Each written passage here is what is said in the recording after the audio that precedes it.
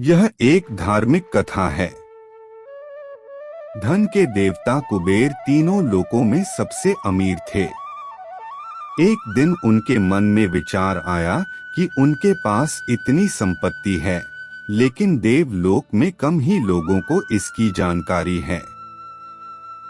इसलिए उन्होंने अपने धन का प्रदर्शन करने के विचार से एक भव्य भोज का आयोजन करने की बात सोची। इस भोज में तीनों लोकों के सभी देवी देवताओं को आमंत्रित किया गया। भगवान शिव कुबेर के इष्ट देवता थे, इसलिए भगवान शिव का आशीर्वाद लेने कुबेर कैलाश गए और भगवान शिव से कहा, प्रभु, आज मैं सभी लोकों में सबसे ज्यादा धनवान हूँ। यह सब आपकी कृपा से ही संभव हो पाया है। अपने निवास पर एक बड़े भोज का आयोजन करने जा रहा हूँ।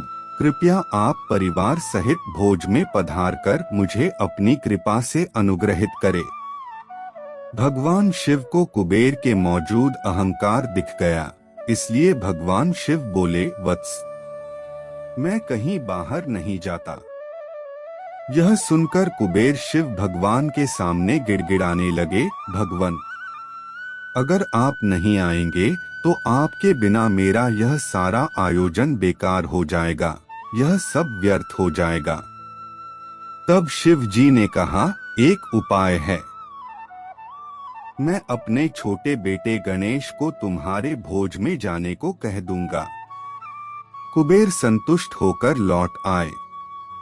नियत समय पर कुबेर ने अपने निवास में भव्य भोज का आयोजन किया। सभी लोकों के देवता असुर पहुंच चुके थे। अंत में भगवान गणेश भी आए और आते ही कुबेर से कहा, मुझको बहुत तेज भूख लगी हुई है, मेरे लिए जल्दी से भोजन लाया जाए।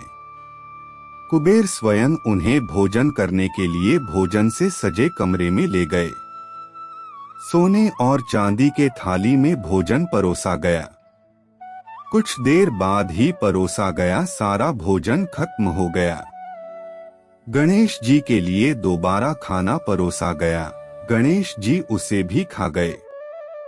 बार बार खाना परोसा जाता और क्षण भर में गणेश जी सारा भोजन चट कर जाते। थोड़ी ही देर में हजारों देवी देवता और असुरों के लिए बना भोजन खत्म हो गया, लेकिन भगवान गणेश का पेट नहीं भरा। वे रसोई घर में जा पहुँचे और वहां रखा सारा कच्चा सामान भी खाने लगे, लेकिन तब भी उनकी भूख नहीं समाप्त हुई। जब सभी खाद्य वस्तुएं खत्म हो गई तो भगवान गणेश ने कुबेर से कहा, जब तुम्हारे इस भोज में मुझे खिलाने के लिए कुछ था ही नहीं तो तुमने मुझे अपने भोज में न्योता क्यों दिया था?